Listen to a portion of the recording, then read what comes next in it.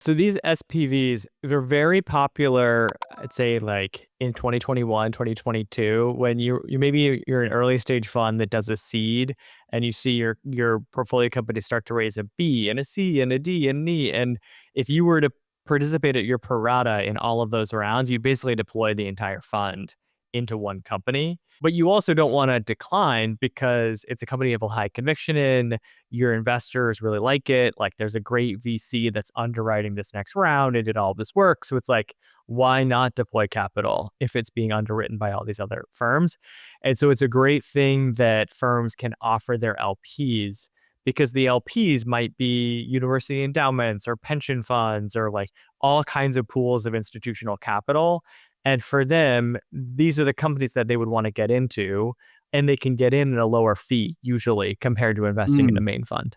To Kyle's point, they have a fund strategy of how many bets they're going to make. And they may say, well, we're going to invest in companies where we'll put in between 500 and 100 million per company. That would be on the big side.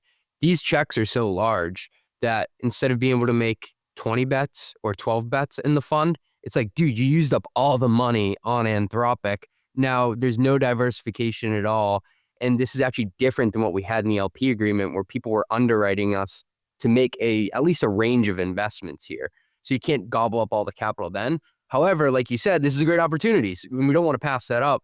So how about we take maybe a smaller, medium bite out of it here to give our LPs access, but so we don't overweight our fund and upset the entire structure, we go out and raise this SPV on the side as well. I have to imagine this is either like majority SPV capital or like that's involved in the mix.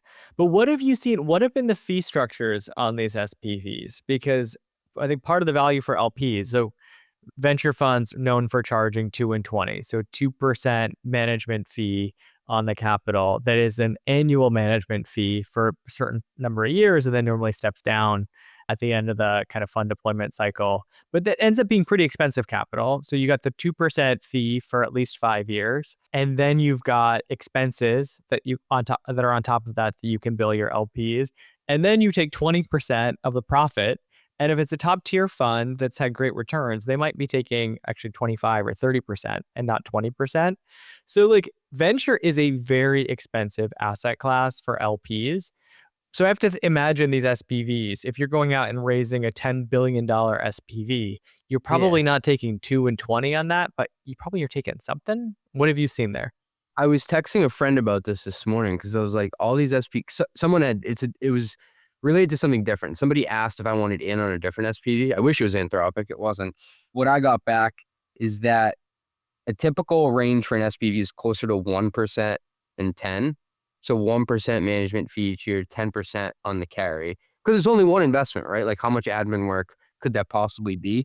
But the ideal structure is probably, and this is where it's like a moving target, no fee at all, but 15% carry. When we're talking this size of an investment, I would not be surprised if there was no management fee, like if they still charge for expenses, but even a 1% management fee, if it's like a $5 billion or $10 billion How much SPV, is that? that's so much in terms of fees. I'd have to imagine that they're taking some carry on it, but probably not management fee. But then that carry is worth so much money. So like if Anthropic goes from worth $1 trillion to $2 trillion, this Get fund has 20% on raised that. this SPV. It's kind of like free money on You're top in the of money. all of their existing fund. And that's what I was saying around getting in before the IPO. Like they're way over their hurdle rate for carry immediately. The downside is reputational, right? Like they make this investment, it does poorly for the firm. It might, make them look bad in front of LPs. But realistically, like there are different pockets of money. So the fund performance is not impacted. But like if the company goes to zero, then it's just, hey, we didn't make any carry on this SPV. Then if the company does well, they make all this carry money on the SPV. Now, I think that to manage that, a lot of times the founders of a firm like that and many of the partners will invest their own personal capital into the SPV as a signal that like, hey, we believe this. We have a lot of conviction and skin in the game. We're not just trying to sell you, our dear LPs, another product that we can then make money on. But it's important to pause to say these AI IPOs are an amazing opportunity for capital agglomerators, we'll call them. So they're just taking as much money as possible and multiplying it by 2%. Yes, of course they want to make a good return on it, but like if you can get a guaranteed 2% of $1 billion, what is that, 20 million a year? Just in admin fees? Am I doing the math there right? Like that's pretty good living, especially if you don't have a ton of overhead. And there was a rise of these types of funds during the COVID craze where like the likes of a Tiger and stuff, they're like, you know what? We're totally cool with I'm just making it up, 18% IRR. Like it's going to be under 20%. We're going to basically get a ticket to the show to index the technology sector. But like the real game here is get it raise as much money as possible and get 2% management fee on it. And that can be worth more than some of these cottage funds that are smaller. Maybe they're only 200 million, and the 2% on that can only feed so many mouths. They really need to hit it big out of the park on their returns. So there's this relationship of what you're balancing. Are you built for the management fee or are you built for the return? And it's also harder to get a higher return the more money you have to put to work. Do you think Tiger took a 2% management fee? Yeah.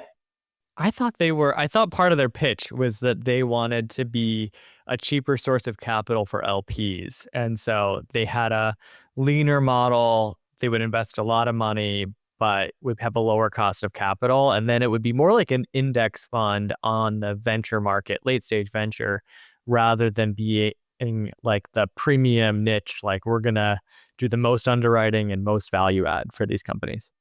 I mean, maybe I'm wrong. Maybe that is the case, but either way, they raised a ton of money. And even if it was 1.5% against that, that's still. Either way, your point holds. Like the strategy here is so different from what people think of as traditional venture. Like traditional venture, a seed fund historically has been relatively small. Like we're talking a lot of fund sizes are under 100 million, especially if it's a solo GP fund. There's not a ton of management fees if you have a sub $100 million fund relative to all the costs of running a fund. And then when you look at the returns are, hey, we got in at really low valuations because we like had an access advantage to this company when they were just getting started. It maybe takes 10 or 15 years for the companies we invest in to exit, but there's a lot of upsides because we're getting in at a low valuation. Like I think that's still in people's minds what venture looks like. But the game that a Tiger or Altimeter are playing are so different. Like they can get really rich on the management fees alone. They can get really rich on it. And what people don't know in the background is there are a lot of secondaries that go on, but it's not secondaries in individual stocks and companies. It's actually secondaries in the underlying funds. So you're buying a piece of the fund and you can either buy the carry portion of it, like you're taking like a chunk of whatever the portfolio was off their hands, or you can actually buy into the management company, which means you're getting this 2% annuity stream and access to that. And like when you think about like succession planning for a lot of these companies, yeah, they care about the carry and the interest there, but like the founders really care if they've been able to get so much capital over time, like the ownership of who gets that 2%. If you're at one of these venture firms that has a hot portfolio, the reality is like for a lot of the people that work there, it is a long vesting period of your carry dollars. So it might be 5 to 10 year vest that people have to manage.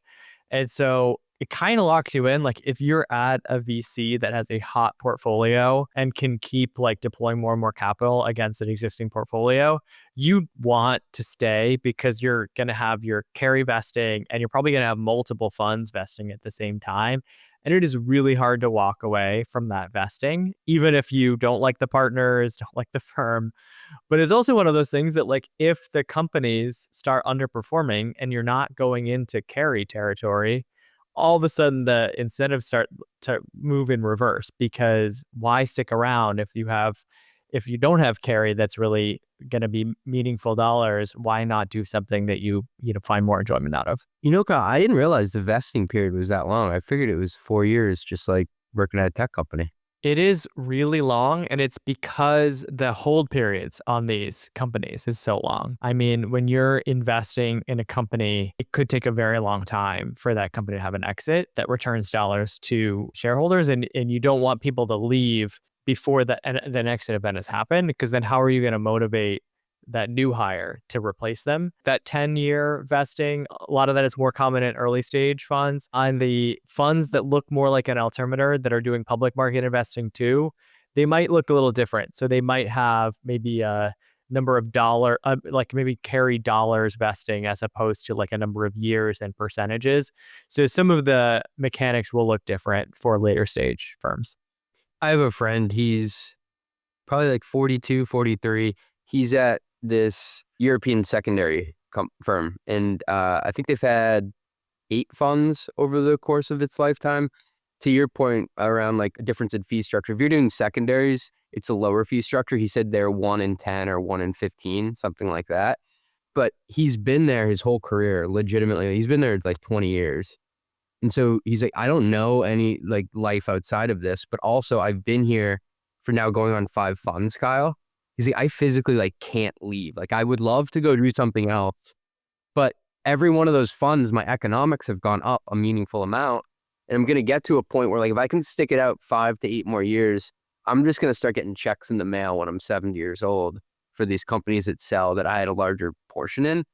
But it really made me think like, oh, you think golden handcuffs are one thing at a tech company?